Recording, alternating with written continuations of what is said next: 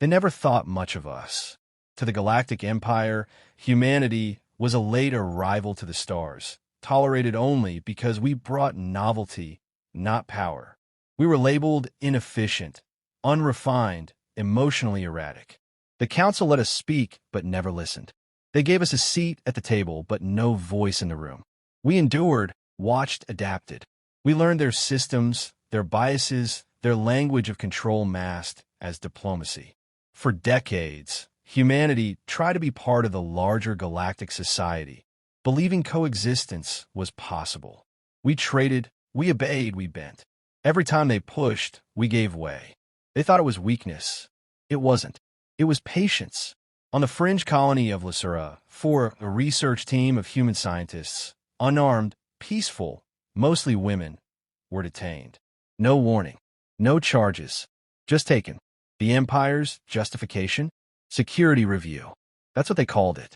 They didn't even inform Earth until after the fact, and even then it was buried in bureaucratic jargon. We asked for clarification. We were ignored. We demanded release. They scoffed. The Galactic Council claimed it was outside their jurisdiction. And when we persisted, they reminded us that humans had no enforcement rights under Imperial law. They underestimated the weight of that decision. At first, there were protests on Earth. Outrage flared across the colonies. Petitions, sanctions blocked trade routes. The Empire laughed. They'd seen this pattern before with other species. Most would bark, then back down. That's how control worked. Make examples, ignore noise, maintain the illusion of order. But this time, they didn't realize they had crossed a line they could never uncross. The detained women were not soldiers, not combatants, not threats. They were biologists, historians, linguists. They had no weapons, no means of resistance. The Empire didn't detain them to prevent violence. They did it to remind humanity of its place. They chose their targets for symbolism. That was their mistake. Something changed. Earth stopped responding. Communication with the human diplomacy course ceased. No more protests, no more statements. Just silence. Council envoys sent requests. No replies. Human trade ships vanished from standard space lanes. Surveillance probes caught glimpses of massive movements. Entire flotillas disappearing into deep space. The Empire interpreted this as retreat. They assumed we had accepted our loss. They didn't understand what they had awakened. While the Council debated minor trade policies, while the Empire maintained its grip on the outer sectors, humanity prepared. Not with noise, not with threats.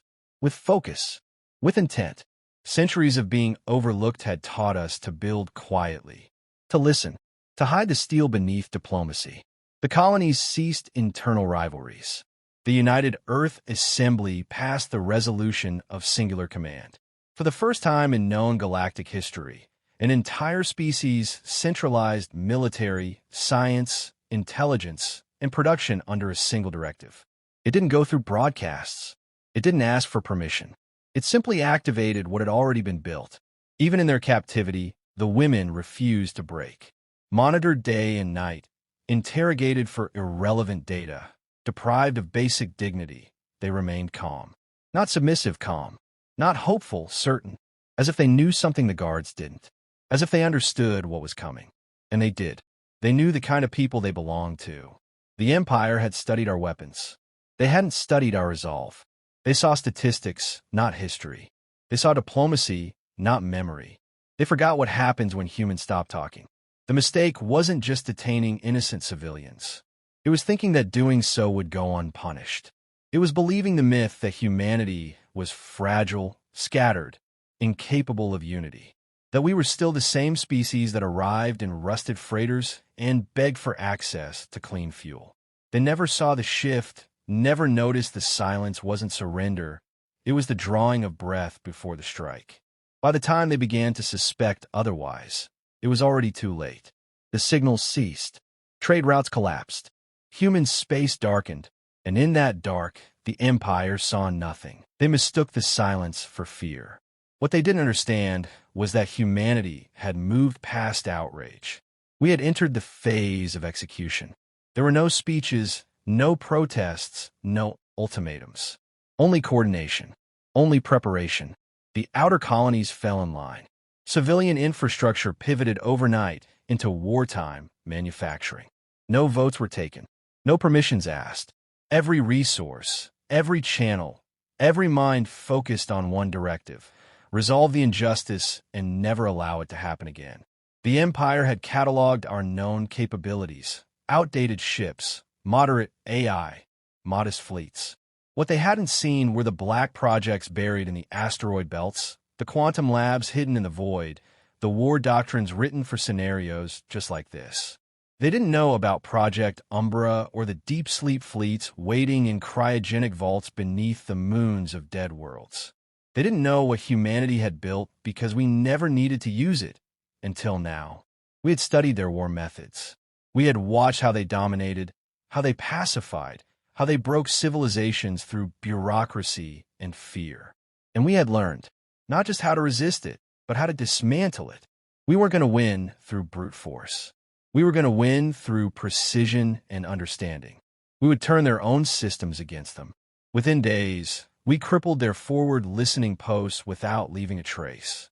Data hubs went offline. Blackouts swept across minor stations. A transport convoy carrying mid-ranking strategists vanished in unmonitored space. No wreckage, no transmissions, only a message left behind in binary code. This is your only warning. Still, they refused to believe. They blamed pirates, rogue AI, internal corruption. Humanity had never struck like this before, so it couldn't be us. Their arrogance became their shield, and we exploited it. We hit their archives next, wiped centuries of strategic data clean from their central network cores. AI units turned on their operators, not for malice, but because we rewrote their instructions 3 years prior. They never noticed. Then we began recovering our people. Extraction units bypassed orbital defenses, infiltrated compounds, and retrieved the detained women one by one. No alarms, no firefights, only silence. In their cells, the captives didn't flinch when their doors opened. They simply stood up and walked out. They had waited long enough. By the time the Empire realized what was happening, their surveillance satellites stopped transmitting. Their internal communications were compromised. Their military databases began receiving distorted signals, rerouted through dozens of dead systems. And still, they refused to say the word. They couldn't admit to themselves that the humans had outmaneuvered them. They had expected desperation. What they got was surgical precision. We didn't just want them to lose, we wanted them to understand why. Every strike we made was deliberate. Every structure dismantled was symbolic. We targeted military factories with names tied to their conquests. We sabotaged defense systems originally built to control other species. Every move was a lesson. Every failure on their side was designed to reflect the same helplessness they had forced onto others. Human operatives, enhanced by neural mesh technology, operated faster than their best algorithms. Coordinated across thousands of light years, they moved like shadows, completing objectives before the Empire could formulate responses. No patterns, no predictable timelines, just loss after loss. For the first time in generations, the Empire began to panic. High-ranking officials were recalled. Emergency protocols activated. But the structure they had built, so rigid, so dependent on hierarchy, collapsed under pressure. They weren't prepared for chaos. They had never faced a foe who could strike from anywhere and disappear without trace. And we never repeated a tactic. Every assault was unique. Every weakness exploited only once before we moved on. That was the difference between adaptation and arrogance. And all the while, humanity said nothing. No demands, no negotiations, no press statements. The Council sent envoys to Earth. They were ignored. Other species watched in horror and awe. This wasn't vengeance. This was judgment. There was no need to explain ourselves. Every action we took made our message clear. We do not forgive chains. We do not forget faces behind bars. You can insult us, dismiss us, deny us, but if you lay a hand on those we swore to protect, we will rewrite the stars to erase your name. We weren't proving our strength. We were proving our limit. And now they knew we had reached it. The declaration never came. No press release, no ceremonial speech, no broadcast across the stars. Humanity didn't ask for understanding. We simply began. The Empire's core systems, once impenetrable, became fragile overnight. Orbital docks failed to launch. Defense grids rebooted mid-cycle. Military outposts fell into dead silence. Entire fleets never checked in. They weren't destroyed in open combat. They were erased, cut off from command, outmaneuvered, dismantled piece by piece in complete isolation. We didn't bring war the way they did. There were no grand armadas, no glowing flags waving in pride. We dismantled their capacity to resist before they knew they were under attack. Their ships couldn't form ranks. Their officers couldn't issue orders. Their supply chains were turned against them, rerouted, collapsed. In hours, the Empire realized it wasn't defending against an army. It was being consumed by something faster, smarter, and far more deliberate. The recovered women had already been debriefed. Their testimony wasn't emotional. It was methodical. They explained how the interrogations were handled, how they were used as leverage, as proof that the Empire could do whatever it wanted. But what unnerved the military analysts most wasn't the cruelty. It was the Empire's confidence. They believed there would never be consequences. That miscalculation became the blueprint for their destruction. Humanity launched coordinated strikes on 12 primary systems simultaneously. These weren't random attacks. Each world was targeted for a specific reason. Shipyards, AI research centers, fuel processing hubs, comm relay nodes, fleet command stations. The blows weren't just physical, they were ideological. For every facility we destroyed, we transmitted its history, how it had been used to dominate, to suppress, to enslave. We made their sins public before we made them rubble. We didn't use overwhelming force. We used tailored devastation. Gravity disruptors to implode docking bays. Directed EMPs to erase synthetic mines in an instant. Viral code slipped into their navigation systems months earlier now activated, scattering their fleets into disarray. Where the Empire depended on control, we introduced chaos.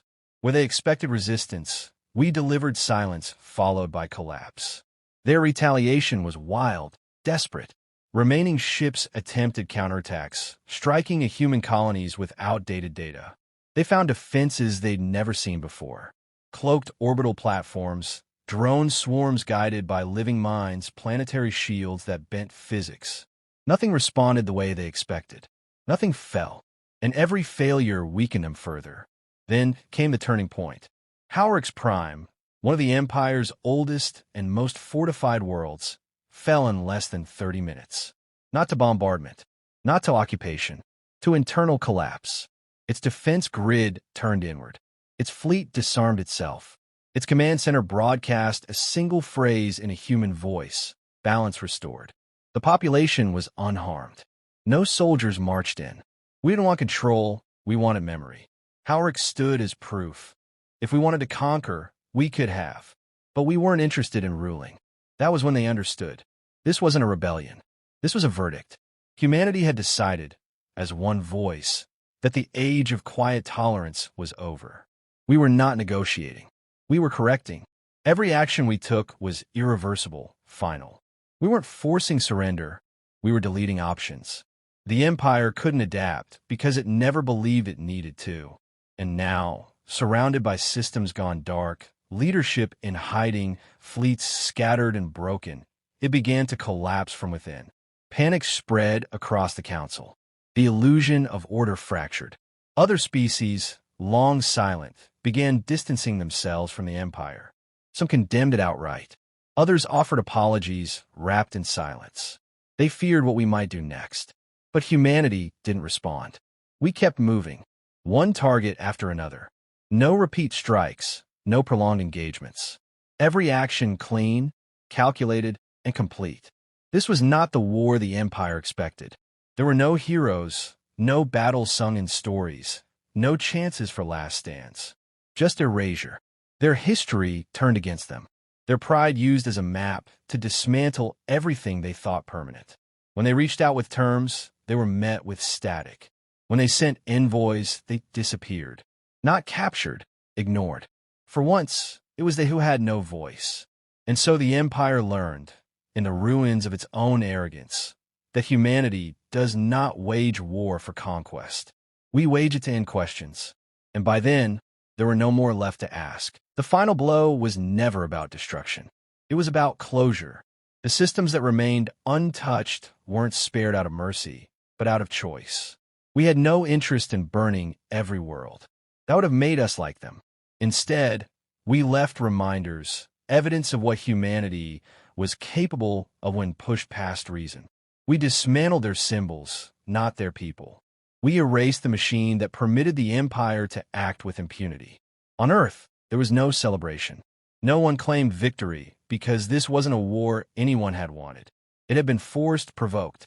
The silence that followed the final wave of operations wasn't empty. It was reflective.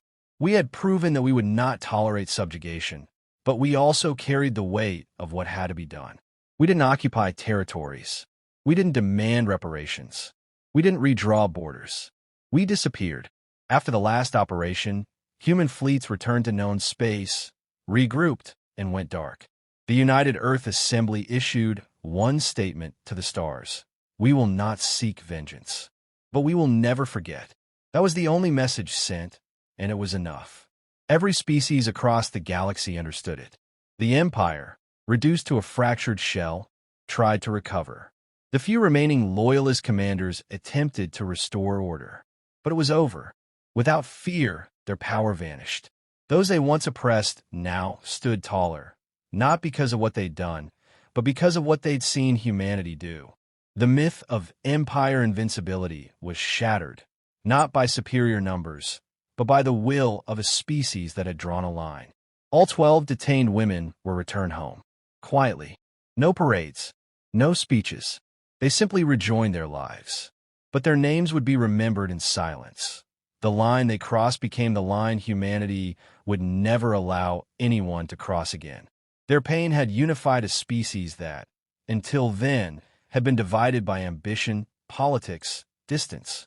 And so, humanity changed, not into something darker, but into something more focused. We expanded our reach, but not through conquest. We built alliances not through diplomacy, but through action. Species once afraid to speak now requested contact. Trade reopened, not under terms of submission, but mutual respect. The galaxy didn't fear humanity. It respected us. And that was all we had ever wanted. The council that once ignored our voice now kept a permanent delegation for human concerns, whether we chose to use it or not. They rewrote their laws, not because they wanted to, but because they knew they had to. Entire doctrines were purged, rewritten with clauses ensuring species protections, anti-abuse measures, and checks the Empire once scoffed at. None of it undid what was done, but it made sure it wouldn't happen again. And while they reorganized, humanity turned inward. We didn't gloat. We didn't lecture. We rebuilt what we had diverted for war. Factories returned to civilian output.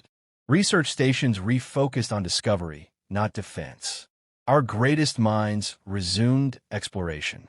But everything we built now carried a quiet reinforcement beneath it, a reminder written into every design, every ship, every system, never again. The scars left behind weren't visible. They didn't need to be. We had rewritten our place in the galaxy, not as subjects, but as equals. No one would question that again. No one would ever dare detain one of us and expect submission. They would remember. That was the point. Not to inspire fear, but to ensure memory. Because power fades, but consequences endure. Humanity had no flag to raise over conquered soil. We had no anthem to play over burned capitals. What we had was something rarer, self-restraint after total power. We showed the stars not just how we fought, but why. And that made all the difference. In the end, the Empire didn't fall because we were stronger. It fell because we were willing to do what they never expected, act with purpose, end with discipline, and walk away without needing the last word. And so, without fanfare, humanity stepped back from the edge it had been pushed to, not because we were done, but because we had made our point, one they would never forget.